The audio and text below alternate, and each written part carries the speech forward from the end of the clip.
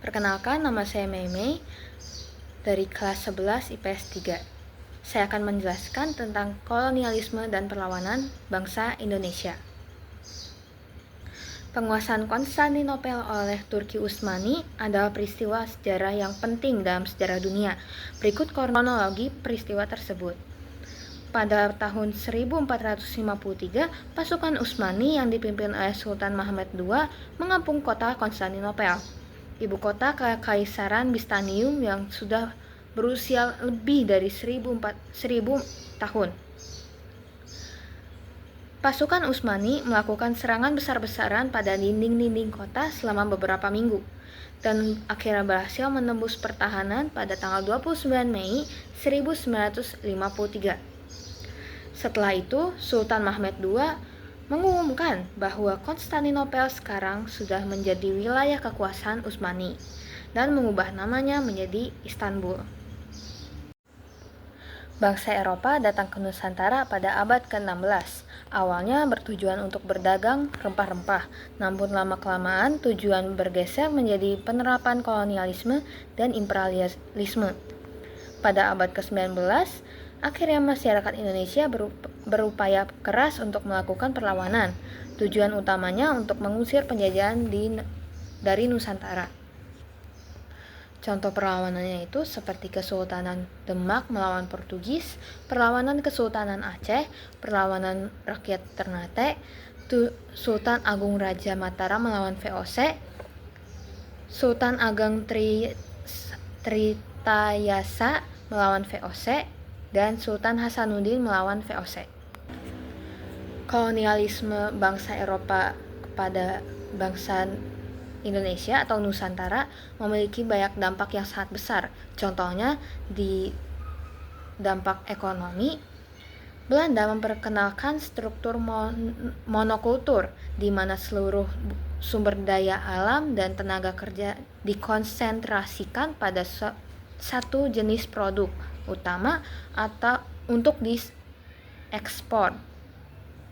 Dalam hal ini, tanaman rempah-rempah dan teh menjadi produk utama yang diekspor ke Eropa dan membawa keuntungan besar bagi Belanda. Belanda juga memperkenalkan sistem monopolistik, di mana Belanda memegang hak monopolistik atas produk dan jasa tertentu. Hal ini membuat Belanda mengendalikan sebagian besar aspek ekonomi dan membatasi penguasaan usaha swasta. Dan bangsa memperkenalkan sistem hutan tanam beli, di mana Belanda membeli hak atas tanah dan hutan dari pemerintah setempat. Sistem ini membuat Belanda memegang kendali atas sumber daya alam yang ada dan membatasi akses masyarakat setempat terhadap sumber daya alam. Dampak sosial dan budaya. Penjajahan membawa pengaruh budaya barat yang sangat kuat. Hal ini terlihat dari masuknya bahasa Belanda, budaya barat, dan kebudayaan Eropa lainnya. Hal ini mempengaruhi bagaimana masyarakat berpikir dan bertindak, serta mengakibatkan terkikisnya budaya lokal. Sementara itu, dalam hal sosial, penjajahan membawa perubahan besar bagi sistem sosial dan pemerintahan. Penjajahan membawa sistem hierarki baru yang memisahkan masyarakat dan pemerintahan. Penjajahan membawa sistem hierarki baru yang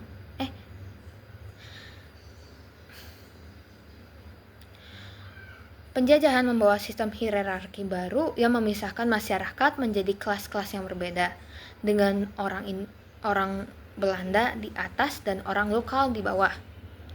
Perlakuan diskriminatif terhadap masyarakat setempat dan memengaruhi bagaimana mereka berpikir tentang diri mereka dan orang lain. Dampak kesehatan dan higienitas. Kesehatan dan higienitas pada masa kolonial Hindia Belanda adalah salah satu topik yang perlu diketahui dalam sejarah Indonesia. Dalam masa ini, pemerintahan Belanda memperkenalkan berbagai inisiatif untuk meningkatkan kesehatan dan higienitas masyarakat.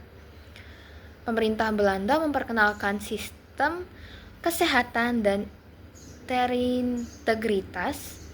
terintegrasi yang meliputi pelayanan kesehatan, pelatihan tenaga medis, dan pembangunan fasilitas kesehatan. Sekian, bila ada kesalahan, saya minta maaf. Terima kasih.